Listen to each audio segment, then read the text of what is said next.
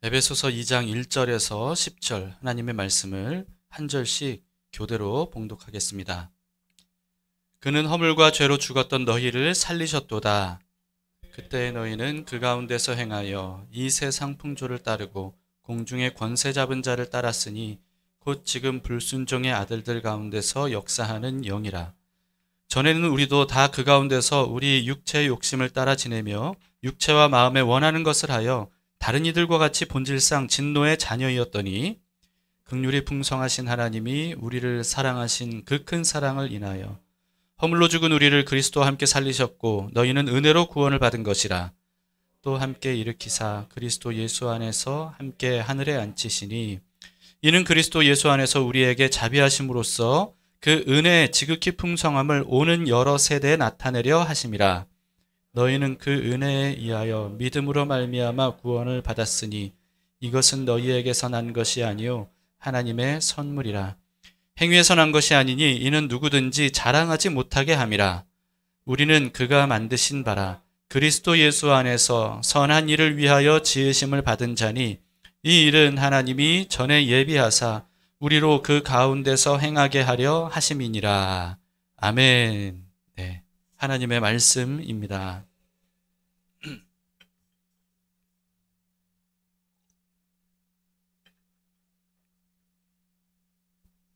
우리가 성경을 읽다 보면요, 이게 그 성경이 번역체가 이게 되게 막 복잡하잖아요, 문장이. 그래서 이게 도대체 무슨 말씀인가 잘 파악하기가 어려울 때가 있습니다.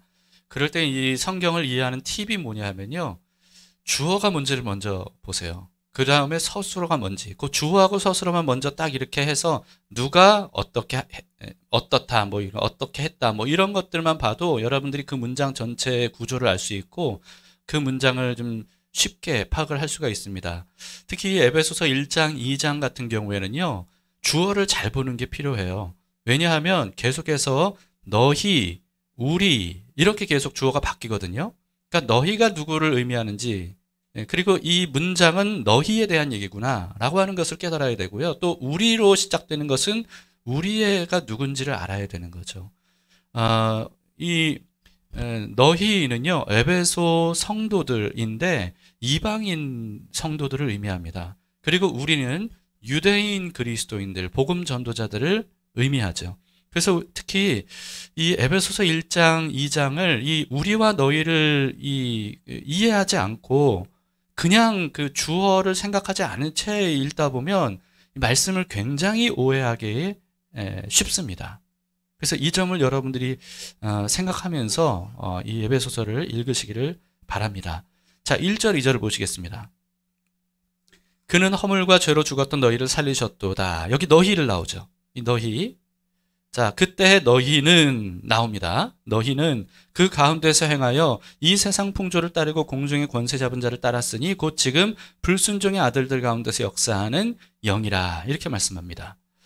자, 너희는 에베소 이방인 성도들을 의미한다고 그랬습니다. 그런데 우리는 어때요? 그럼 우리도 이방인이라는 사실을 잊지 마세요. 그렇기 때문에 여기서 말하는 너희가 바로 지금 말씀을 듣고 있는 우리도 해당이 된다는 사실을 여러분들 잊지 마시고 바울을 통해서 하나님이 직접 나에게 말씀하시는 그 말씀으로 여러분들이 들으실 수 있기를 바랍니다.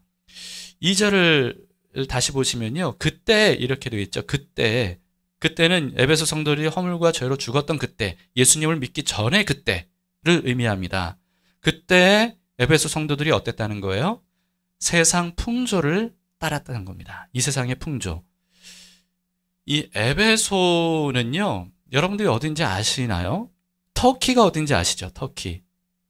네, 터키의 서쪽 해안 지역입니다. 근데 고대 이 터키는요, 굉장히 큰 도시였어요. 그러니까 그리스 철학과 문화와 종교의 중심지 중에 하나였습니다. 그러니까 굉장히 번화하고 발달된 도시였죠. 그런데 여기에는요, 아르테미스 신전이 있었어요. 이 아르테미스 신전이 굉장히 유명하잖아요. 그러니까 아르테미스 신전이 있었는데 이 아르테미스 여신은요, 굉장히 음란한 여신이었습니다. 그래서 이 에베소에는 굉장히 음란한 문화들이 가득했어요. 그리고요, 또 이 당시에는 노예를 부렸잖아요, 노예. 그래서 포로들을 잡아와서 그 포로들을 다 노예로 쓰지 않습니까? 노예는 인간 취급을 받지 못했습니다. 짐승 취급을 받았어요. 그러다 보니까 이런 그 그리스 문화 안에 있는 이 에베소 지역의 사람들은요, 합법적으로 음행을 저질렀고 또 합법적으로 폭력을 행사했습니다. 그러니까 이런 문화 속에서 태어나고 자라다 보니까 이 이방인 그리스도인들도요, 사실 그게 무슨 문제가 있는지, 어떤 문제인지 이거를 인지하지 못하고 살았을 거예요.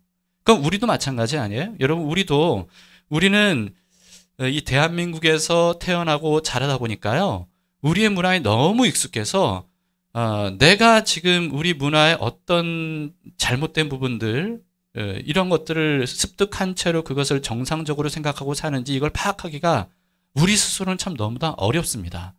그래서 제3자 입장에서 우리의 모습들을 볼 필요가 있는 거죠. 그래서 바울도 그 헬라 문화 속에서 그게 당연하게 여겼던 에베소 성도들에게 제3자 입장에서 너희가 그런 세상의 풍조를 그동안에 따랐는데 다시는 그런 세상의 풍조를 당연하게 여기지 말고 따르지 말아야 된다 라고 이렇게 알려주고 있는 내용인 거죠. 여러분, 우리도요, 이게 참 유교 문화, 불교 문화, 이 무속 문화, 이게 짬뽕이 된 그런 세상 속에서 그냥 지금까지 살아왔던 겁니다. 그래서 우리는 그런 삶을 너무나도 자연스럽게 받아들이고 그렇게 살아왔던 거예요. 근데 이게 얼마나 혼합된 사상과 문화냐면요, 사람들이 대부분 이렇게 생각합니다. 나는 불교니까 조상 제사를 지낸다, 이렇게 생각해요. 여러분, 이게 무슨 문제인지 아세요? 조상 제사는 불교가 아니에요. 유교입니다. 그리고 유교는요, 조선시대에 불교를 억압했어요. 그런데 오늘날에는 희한하게 유교와 불교가 뒤섞여가지고 불교니까 조상 제사를 한대요. 이게 참 얼마나 말이 안 맞는지 몰라요. 그리고요, 또 무당 굿하는 거, 이런 것들도, 점치고 굿하고 이런 것들도 불교니까 한대요. 근데 여러분, 불교가 아니에요. 그거는 무속신앙이죠. 불교하고 상관이 없습니다. 그러니까 이처럼 뭐가 다 혼합됐는데도 불구하고 그런 세상 속에서 우리가 자연스럽게 살다 보니까 뭐가 문제인지, 뭐가 잘못됐는지, 뭐가 뒤섞인 건지 이게 이제 분별이 잘 안 되는 거예요. 그러니까 이렇게 여러 가지 종교와 문화들이 뒤섞인 상태에 우리가 대한민국에서 나고 그동안 자라와서 그런 문화 속에서 살다 보니까요, 그런 상태에서 기독교인이 되면 그러면 이게 분별하지 않고 이 세대를 본받지 말아야 된다는 사실을 깨닫지 못하면요, 이게 이전의 유교적, 불교적, 무속적인 어떤 문화 속에서 생각하고 살았던 그런 것들대로 그냥 신앙생활을 하는 겁니다. 기독교인으로 그렇게 사는 거죠. 그래서 분별하려고 하지도 않고 문제의식을 갖지도 않으면 그러면 올바른 기독교 신앙을 갖지를 못하게 되는 겁니다. 그래서 교회 다니는 사람들 중에 대부분이, 많은 사람들이 이렇게 생각하죠. 그냥 착한 일 잘하고 신앙생활 내가 열심히 노력하면 복 받고 천국 간다. 이걸 신앙생활으로 생각을 하는 거예요. 그러니까 여러분, 바울은요, 이와 같이 세상 풍조를 따르고 그 사상과 그 세계관 속에서 살고 있었다가 예수님을 믿게 된 사람들에게, 그리스도인들에게 이렇게 말하는 겁니다. 로마서 12장 2절. 오래간만에 제가 다시 이 말씀을 좀 꺼내드는데요. 자, 같이 읽겠습니다. 시작.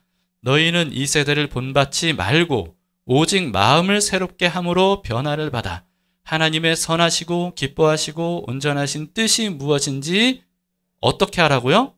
분별하라고 합니다. 분별해야 되는 거예요. 그러니까 우리는 그동안에 우리가 이 문화 속에서 이 당연스럽게 받아들여졌던 사상, 세계관, 이런 것들을 가지고 살아왔는데 반드시 분별이 필요해요. 분별하지 않으면 나도 모르는 사이에 이 세대를 본받는 삶을 계속해서 살아가게 되는 거죠. 그렇다면 여러분, 이 분별을 해야 되는데 분별 기준이 뭐예요? 분별하려면 기준이 필요하잖아요. 분별 기준. 이 기준은 변해서는 안 되죠. 불변해야 돼요. 언제나 일정해야 돼요. 그러니까 변하는 것을 기준으로 삼아서는 안 돼요. 그러면 우리가 분별하는 기준으로 삼아야 되는 게 뭐예요? 그게 하나님의 말씀이에요. 그냥 말씀이 아니라 기록된 하나님의 말씀, 성경을 의미하는 거죠. 하나님께서 우리에게 성경을 주신 이유가 뭐예요? 이런 분별을 할 수 있도록 기준으로 주신 겁니다. 그래서 여러분, 우리는 이 말씀을 기준으로 점검해야 돼요. 내가 혹시 이 세대를 본받고 있었던 건 아닌가? 계속해서 이 세상에서 아무렇지도 않게 받아들였던 대로 지금 내가 기독교 신앙을 하고 있는 건 아닌가? 그래서 하나님이 말씀하신 대로 사는 게 아니라 우리가 살 길을 열어주셨는데, 하나님께서 그 살 길을 따라가는 게 아니라 여전히 세상 사람들이 멸망의 길로 가는 그 길을 따라가면서도 나는 예수님을 믿는다고 착각하고 있진 않은가? 이것을 점검해 봐야 된다는 거죠. 그래서 하나님의 말씀은 교훈과 책망과 바르게 함과 의로 교육하기에 유익하다고 했으니까 이 말씀을 통해서 우리가 하나하나 점검하면서 우리의 생각도 세계관도 그리고 행동도 바로 잡아야 되는 것이 우리에게 필요합니다. 왜냐하면 그리스도인은 세상 이 세대와 달라야 되고요. 또 다를 수밖에 없기 때문입니다.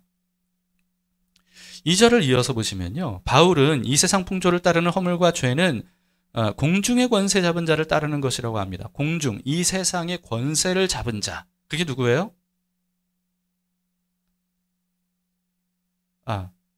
아니, 여기 2절이 그 2절이 아니고요. 네, 그 이전의 2절이에요. 예, 오늘 본문의 2절. 네, 공중의 권세 잡은 자를 따르는 것이라고 합니다. 공중의 권세 잡은 자, 이 세상의 권세를 잡은 자가 누구예요?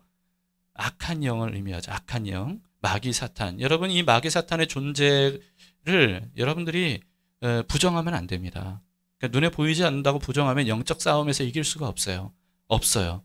적이 우리가 모르는 사이에 공격하고 있는데 적은 없다 이렇게 생각하면 영적 싸움에서 어떻게 이기겠어요? 그러니까 보이지 않는 하나님의 존재를 우리가 믿는다면 보이지 않는 악한 영들의 존재도 있다는 것을 우리가 인지하면서 싸워야 됩니다. 자, 그런데 이 악한 영들의 공중 권세를 잡았다라고 하는 것은 무슨 뜻이냐면 이 세상을 악한 영들이 다스린다 이런 뜻이 아니라요. 이 세상의 사람들의 마음을 공중 권세가 사로잡았다 이런 뜻입니다. 사람들의 마음을.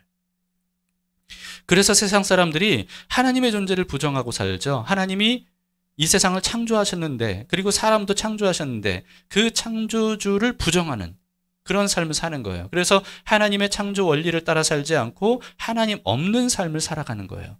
그러다 보니까 인간의 삶에 얼마나 많은 문제들이 발생이 됩니다. 발생이 됩니까? 그런데도 불구하고 그걸 깨닫지 못하는 거죠. 그걸 정상으로 여기는 거예요.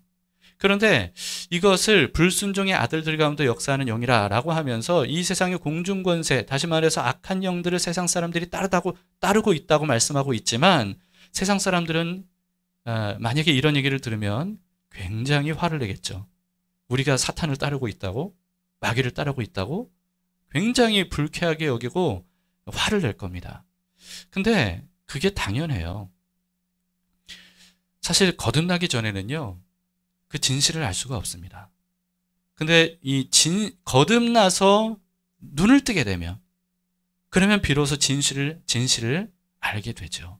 눈에 보이지 않는 세계가 있다는 것, 눈에 보이지 않는 영적 전쟁이 일어나고 있다는 것, 눈에 보이지 않는 악한 영들이 사실은 우리를 멸망의 길로 이끌고 가고 있었고 우리는 그 악한 영들에게 속아서 끌려가고 있었다는 것, 그것을 비로소 거듭나서 눈을 뜨게 되면 알게 되는 겁니다.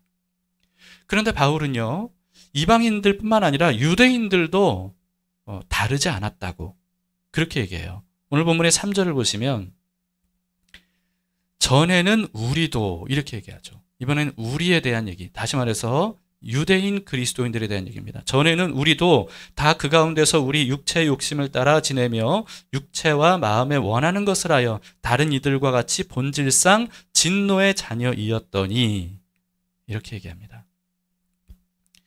하나님께서 이스라엘을 제사장 나라로 선택하셨잖아요. 그리고는 하나님의 말씀을 주셨죠. 그런데도 불구하고 유대인들은 본질상 진노의 자녀였다고 말합니다.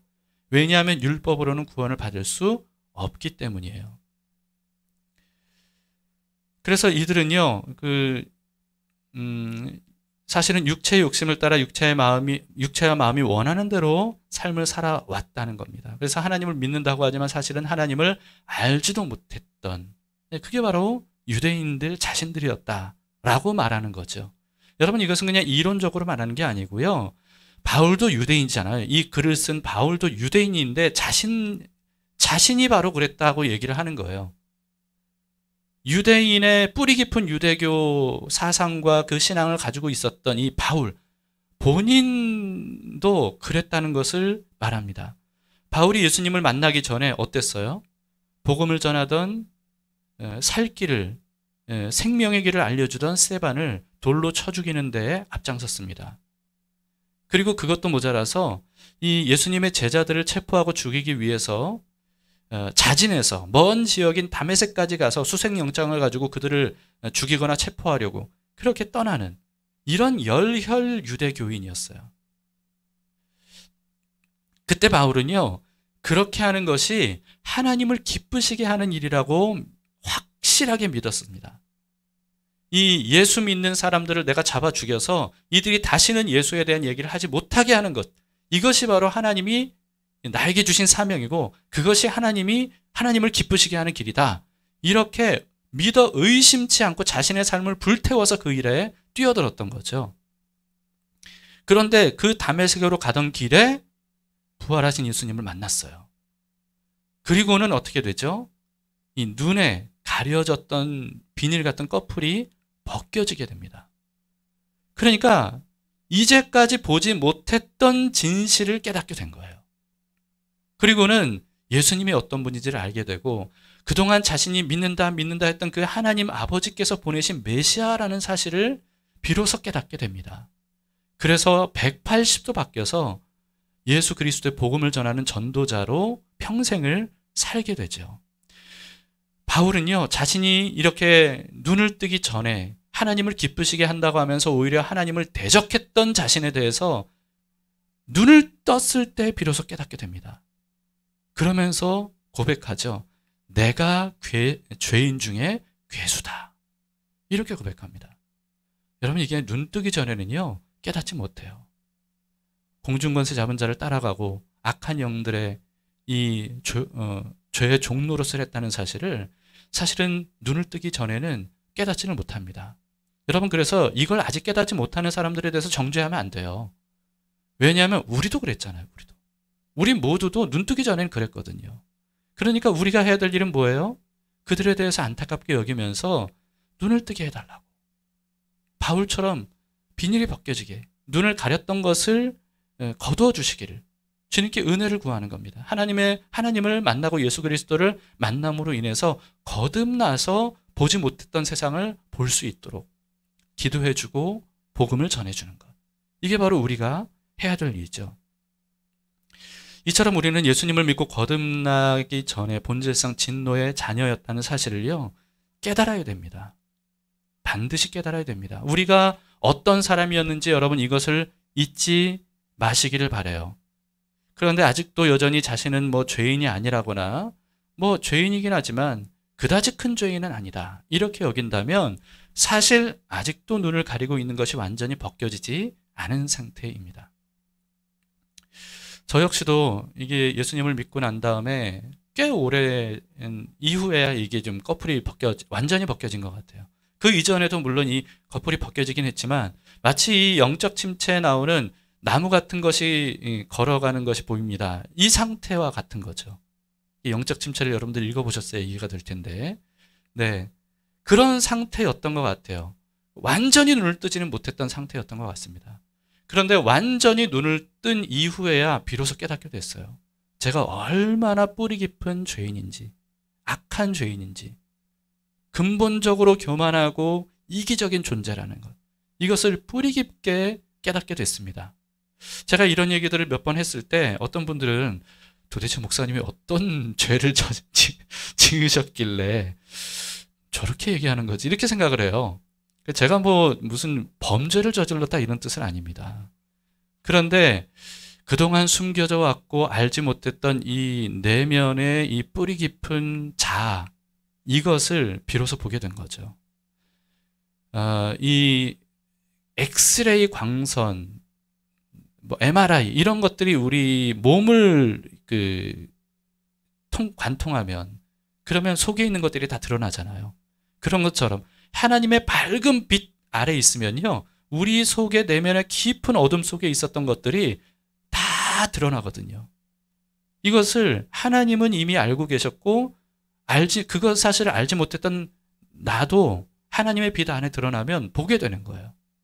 그러니까 내가 이렇게 정말 뿌리 깊은 죄인이구나 라고 하는 것을 깨닫게 되죠.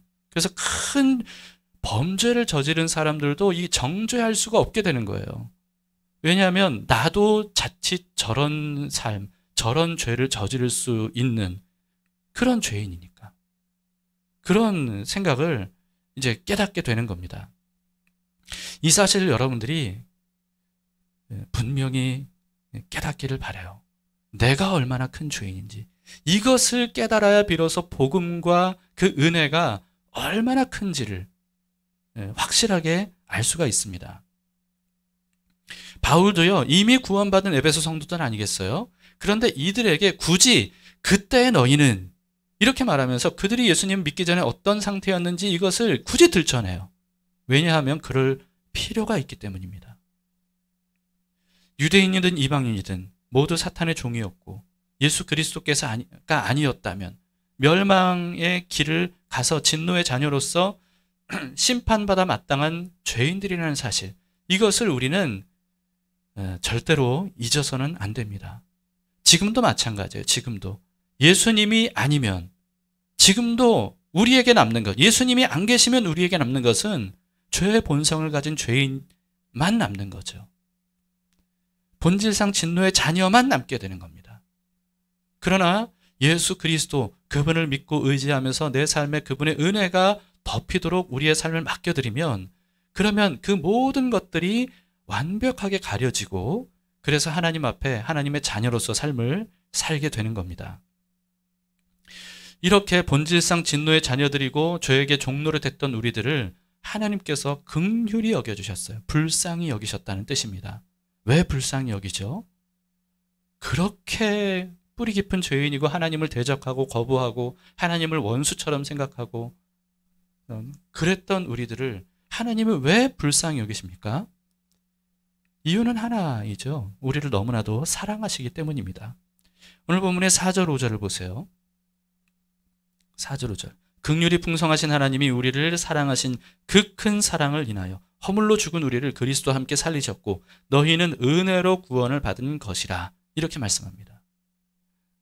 하나님을 거부하고 이 만물을 창조하시고 자기를 지은 하나님을 거부하면서 마치 없는 것처럼 부정하고 완전히 무시하고 멸시한 채 살아갔던 우리들, 그런데 그런 우리들을 하나님이 긍휼히 여기셨어요. 멸망의 길로 가는 것을 차마 두고 볼 수 없었기 때문입니다. 그래서 하나님은요, 이 사랑을 오늘 본문에서는 그 큰 사랑이라고 표현하잖아요. 그 큰 사랑. 하나님의 그 큰 사랑이 얼마나 큰지를 우리가 깨닫는다면요, 예수님을 믿고 돌아오기만 하면 하나님께서 용서하지 못할 죄인은 없다는 사실을 우리는 알게 됩니다. 어떤 죄를 저질렀더라도 하나님께 돌아와서 회개하고 과거의 삶을 청산하면 하나님은 상관없이, 그게 누구든 그게 어떤 삶이었든 상관없이 구원해 주십니다. 그 덕분에 저도 살고 여러분들도 살게 된 거예요. 하나님의 사랑이 얼마나 놀라운지 바울은요, 이렇게 표현을 했죠. 로마서 5장 6절부터 10절을 보세요. 굉장히 유명한 말씀. 우리가 아직 연약할 때 기약대로 그리스도께서 경건하지 않은 자들을 위하여 죽으셨도다. 의인을 위하여 죽는 자가 쉽지 않고, 그쵸? 또 선인을 위하여 용감히 죽는 자는 혹 있거니와. 근데 우리가 아직 죄인 되었을 때 그리스도께서 우리를 위하여 죽으심으로 하나님께서 우리에 대한 자기의 사랑을 확증하셨느니라. 그러면 이제 우리가 그의 피로 말미암아 의롭다 하심을 받았으니 더욱 그로 말미암아 진노하심을에서 구원을 받을 것이니 곧 우리가 원수 되었을 때 그의 아들의 죽으심으로 말미암아 하나님과 화목되게 되었은즉 화목하게 된 자로서는 더욱 그의 살아나심으로 말미암아 구원을 받을 것이니라.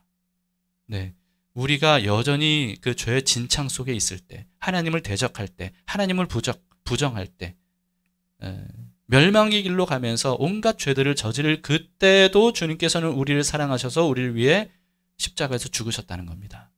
그 이후에야 우리가 복음을 듣고 그 사실을 깨닫고 돌아오게 되는 거죠. 너희가 먼저 돌아서야 내가 너희를 위해 희생을 하겠다. 이게 아니었어요. 이게 바로 하나님의 사랑입니다. 하나님께서, 예수님께서 원수를 사랑하라 이렇게 말씀하셨죠. 구약에서도 신약에서도 원수를 사랑하라 말씀하셨습니다. 이것은 우리에게만 명령하신 게 아니고요. 하나님께서 직접 그렇게 하셨어요. 원수를 사랑하셨습니다.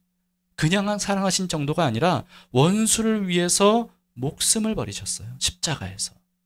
그럼으로써 하나님의 사랑이 얼마나 말도 안 되는 사랑인지를 증명해 주셨습니다. 그렇기 때문에 하나님이 사랑하지 못할 사람은 이 세상에 없습니다. 이 사실을 여러분 확실히 믿으시기 바라요.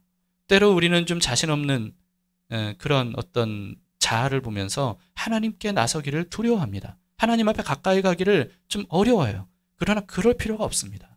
우리가 주님께 돌아가기만 하면 주님은 우리를 완벽하게 용서해 주시고 다시 살아갈 수 있도록 기회를 주시는 분이십니다. 그렇기 때문에 우리 자신을 보면 면목이 없지만 더 큰 하나님의 은혜를 생각하면서 주님 앞으로 나아가면 비로소 우리가 다시금 새로운 삶을 살아갈 수 있음을 믿으시기 바랍니다.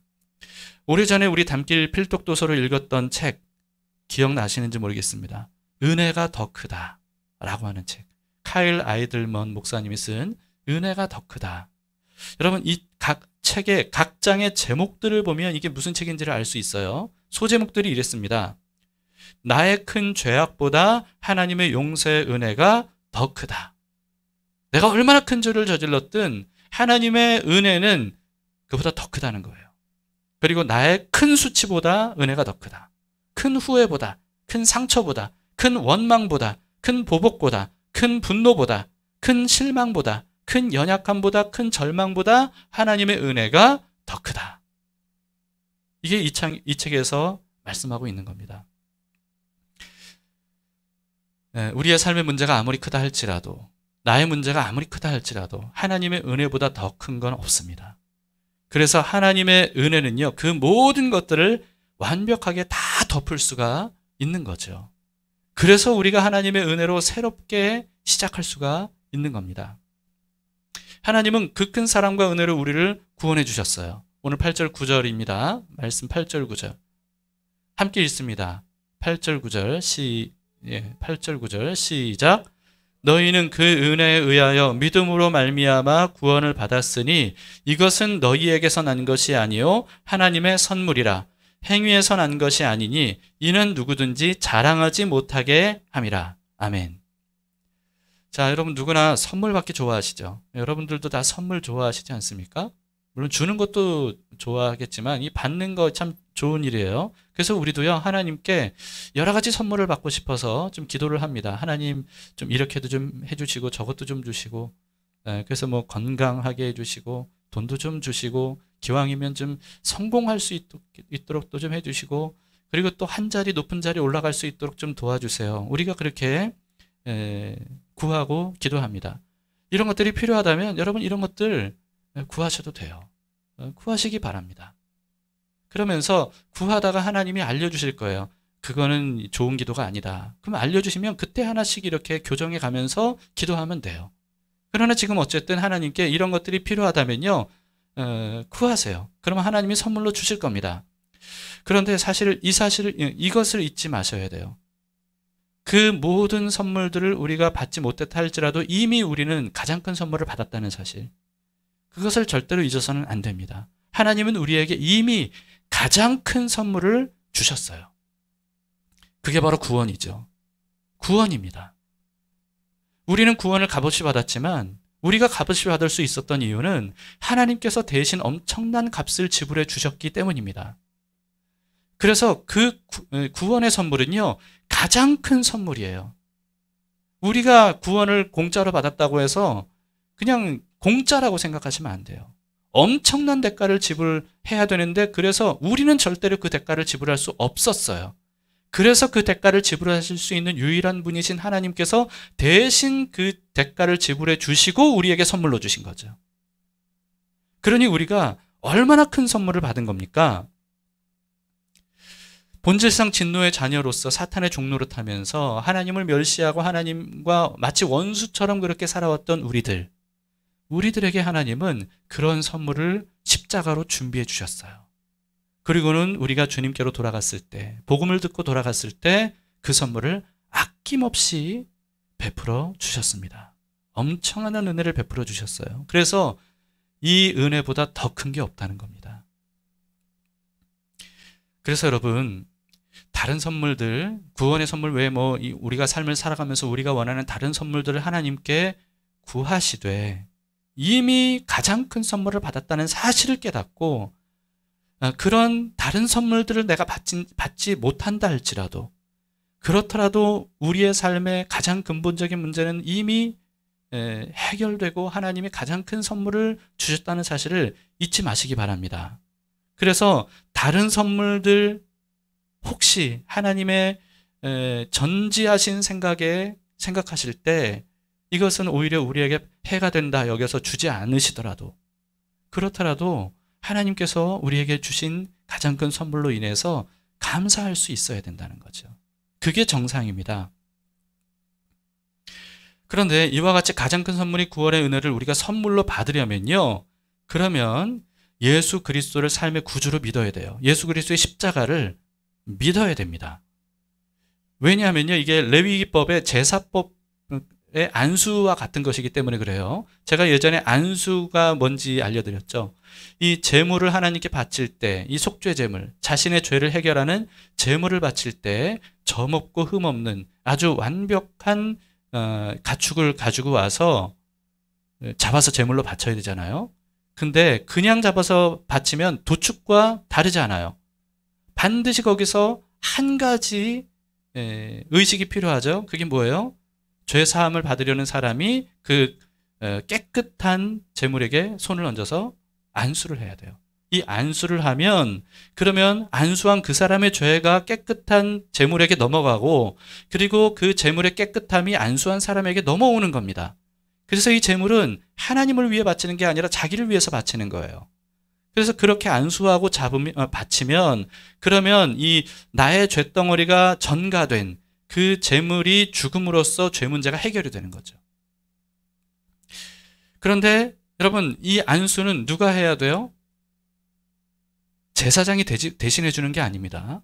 본인이 하는 거예요. 본인이. 죄 사함을 받아야 될 본인이, 당사자가 직접 해야 돼요. 마찬가지입니다. 여러분, 이 안수와도 같은 것이 바로 예수 그리스도를 믿는 거예요. 믿음. 예수님을 믿으면 제물로 죽으신 예수 그리스도에게 안수한 것과 같은 효과가 일어나는 겁니다. 나의 죄가 예수님에게 다 전가가 되고, 그리고 예수님의 그 거룩하심이 우리에게 넘어오는 거죠.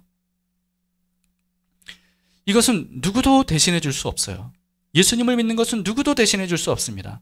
배우자가 예수님을 열렬히 믿는다고 해서 그게 내 문제가 해결되는 게 아니에요. 부모님이 몇 대째 예수님을 믿는 부모님이라고 해서 자녀가 저절로 구원받는 게 아니에요. 본인 스스로 예수님을 믿어야 돼요. 그래야 본인이 구원을 얻을 수 있는 거죠. 그래서 여러분, 믿음은요, 하나님께서 주시는 선물을 받기 위해 내민 손과 같습니다. 하나님이 구원의 선물, 엄청난 선물을 우리에게 주시는데요, 그걸 내밀어서 받아야 되잖아요. 그 내미는 손이 바로 믿음과 같은 거죠. 그래서 여러분, 예수님을 믿음으로써 이 선물을 여기에 계신 분 한 분도 빠짐없이 다 받으시기를 바랍니다. 믿음을 하나님의 선물이라고 오해하는 분들이 많이 있습니다. 믿음은 하나님의 선물이다. 하나님이 믿음을 주셔야 믿을 수 있다. 그러나 여러분, 믿음은 자유의지의 영역입니다. 그러니까 하나님이 어떤 사람은 믿게 하시고 어떤 사람은 믿지 못하게 하시는 게 아니라는 거예요. 믿음은 본인 스스로가 선택하는 겁니다. 하나님은 사람을 자유의지를 가진 존재로 만드셨기 때문에 절대로 자유의지를 임의대로 조정하지 않으세요. 어떤 사람은 믿게 하시고 어떤 사람은 믿지 못하게 하시고, 아닙니다. 그렇지 않아요. 믿음과 사랑은요, 자발적이지 않으면 아무 의미가 없기 때문입니다. 하나님은 자발적인 믿음과 사랑을 원하셔요. 그래서 사람을 자유의지를 가진 존재로 만드셨죠. 믿음을 하나님이 주권적으로 주시는 선물이라고 하면 성경의 많은 부분들과 충돌됩니다. 왜냐하면 성경에서는 끊임없이 뭘 요구하셔요? 믿으라고 요구하셔요. 하나님을 믿으라고. 만약에 하나님이 믿음을 주시는 것이라면 그럼 믿으라고 하실 필요가 없죠. 그러나 성경에서는 꾸준하게 계속해서 믿으라고 굉장히 강조하고 또 강조하십니다. 예수님께서 고향에서 말씀을 전하셨는데 고향 사람들이 예수님을 믿지 않았어요. 그때 예수님께서 이렇게 여기셨다고 말씀하고 있습니다. 마가복음 6장 6절이에요. 그들이 믿지 않음을 이상히 여기셨더라. 예수님께서 이상하게 여기셨다는 거예요. 왜 믿지 않느냐라고 하는 거죠. 이걸 통해서 우리가 알 수 있는 건 예수님께서 사람의 믿음을 좌우하시지 않는다라고 하는 것을 알 수가 있습니다. 만약에 믿음을 하나님이 주시는 것이라고 가르치면요, 이게 참 여러 가지 문제들이 나타나게 됩니다. 왜냐하면 믿지 않는 그 이유를 하나님 핑계를 대는 거죠. 그리고 하나님 책임으로 전가할 수밖에 없는 거예요. 의외로 이렇게 생각하는 사람들이 많더라고요. 그래서 이 예수님을 십자가에 내어준 누구예요? 갑자기 왜 이름이 생각이? 팔아버린 사람, 제자 가룟유다. 왜 가룟유다가 생각이 안 나죠? 제가 이게 점점 이래요. 너무나도 이 사람 이름이 가룟유다. 여러분이 가룟유다도 하나님이 그런 마음을 하나님의 말씀을 이루기 위해서 예수님을 팔 마음을 주셨기 때문이다. 이렇게 얘기를 합니다. 절대 아니에요. 성경에서 분명히 얘기하죠. 악한 영이 그 마음에 들어갔다고. 그런 이유는 이 악한 영에게 가룟유다가 마음 문을 열어놨기 때문입니다. 하나님께는 닫고. 이것은 본인의 선택이었던 거예요. 여러분, 하나님은 믿음을 주시는 게 아니고요. 어떻게 하면 믿을 수 있게 할까? 하나님께서는 사람들이 믿을 수 있도록 굉장히 많은 기적들도 보여주시고 굉장히 많은 증거들도 보여주시고 그리고 무엇보다도 많은 말씀들을 해주셨어요. 그래서 바울은요, 믿음이 어디서 오는지 이렇게 분명히 알려줬죠. 로마서 10장 14절에 그런즉 그들이 믿지 아니하는 일을 어찌 부르리요? 듣지 못한 일을 어찌 믿으리요? 전파하는 자가 없이 어찌 들으리요?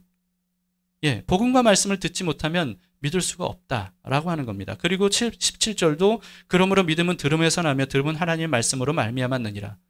믿음은요, 하나님의 말씀을 가까이 해야, 그래야 생기고 성장하게 된다는 겁니다. 그러니 여러분, 우리가 믿음을 가지려면 어떻게 됩니까? 말씀을 알아야 됩니다. 말씀을 가까이 할수록 믿음이 성장하게 되는 거예요.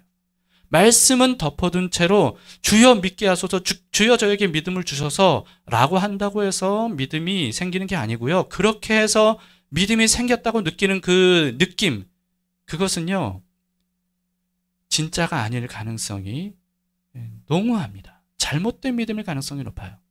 성경을 통해서 진짜 믿음을 가질 수 있는 거죠. 그렇기 때문에 열심히 말씀을 가까이 해야 됩니다. 시간이 벌써 많이 갔네요. 다 넘어가야 되겠습니다. 여러분, 그래서요, 우리가 이 구원의 은혜를 믿음으로 받잖아요.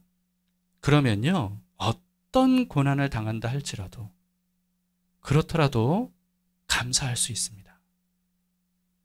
그렇더라도 고난 중에 있어도 이게 고통스럽고 힘들고 어렵고 그래서 몸이 힘들면 이게 짜증도 나거든요. 그러나 가슴 깊은 곳에서의 그 기쁨과 평안은 빼앗기지 않아요. 그래서 고통과 어려움이 있을 때 그 가슴속 깊은 곳에서 주신 그 구원의 은혜에 대한 감사와 기쁨으로 그 고난과 어려움을 인내할 수 있고 이겨낼 수가 있게 되는 겁니다. 왜냐하면 우리가 이 세상에 어떤 고난을 당해도 복 있는 사람이기 때문에 그렇습니다. 복 있는 사람. 이 고난 중에 예수님을 믿는 사람과 고난 중에 예수님을 믿지 않는 사람의 차이점이 뭐겠습니까? 고난 중에 예수님을 믿는 사람에게는요, 고난 중에 하나님이 함께 하셔요. 하나님의 도우심을 받을 수 있습니다. 하나님의 위로와 그리고 격려를 얻을 수 있고요. 하나님이 주시는 소망을 품고 살 수 있어요. 어떤 소망이죠? 이 고난은 반드시 언젠가 끝난다 라고 하는 거예요. 그리고 영원히 고난받지 않는 천국의 삶을 살게 될 것이다 라고 하는 이 소망을 품게 되는 겁니다. 반면에 고난 중에 예수님을 믿지 않는 사람은 어때요? 그 고난에 대한 답이 없어요. 원망과 분노밖에 없는 겁니다. 절망밖에 없는 거예요. 이런 고난이 아니더라도요, 평생 편하게 살다가 안락하게 죽어도 이 구원의 선물을 받지 못한 사람은 불행한 사람입니다. 세상에서 아무리 떵떵거리고 권력을 휘두르고 사람들의 굽신거림을 받았다 할지라도, 그렇더라도 구원의 선물을 받지 못했다면 불행한 사람입니다. 신명기 33장 29절 이 말씀을 읽고 마치도록 하겠습니다. 신명기 마지막 절이에요. 마지막. 예. 함께 읽습니다. 시작. 이스라엘이여 너는 행복한 사람이로다. 여호와의 구원을 너같이 얻은 백성이 누구냐. 그는 너를 돕는 방패시요 내 영광의 칼이시로다. 내 대적이 내게 복종하리니 내가 그들의 높은 곳을 밟으리로다. 아멘. 여러분, 우리는 이 세상에서 어떤 일을 당한다 할지라도 행복한 사람입니다.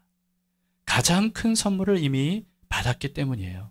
그래서 무엇보다도 여러분, 이 가장 큰 선물이 아닌 다른 선물들에만 관심 갖지 마시고요, 가장 큰 선물에 눈을 뜨시기 바라요. 그래서 여기에 눈을 뜨면요, 다른 자잘한 것들에 대해서는 우리가 좌우되지 않습니다. 우리의 마음이, 우리의 삶이 좌우되지 않아요. 항공모함처럼 웬만한 파도에는 끄떡없는 견고한 삶을 우리가 살 수가 있게 되는 거죠. 여러분, 이와 같은 믿음으로 주님을 바라보면서 가장 큰 은혜를, 그 선물을 받은 사람으로서 우리의 삶을 살기를 축복합니다.